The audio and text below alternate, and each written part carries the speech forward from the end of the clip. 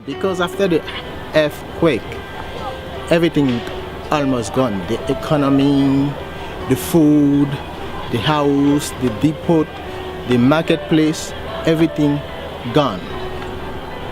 People in Haiti were becoming poorer than they used to be. And then it was a disaster. You still have a lot of needy people that waiting for help, that waiting for food, that go 1 day, 2 days without a hard plate. I feel grateful about what all the organizations around the world are doing especially for the poor countries, and especially grateful for Kids Against Hunger.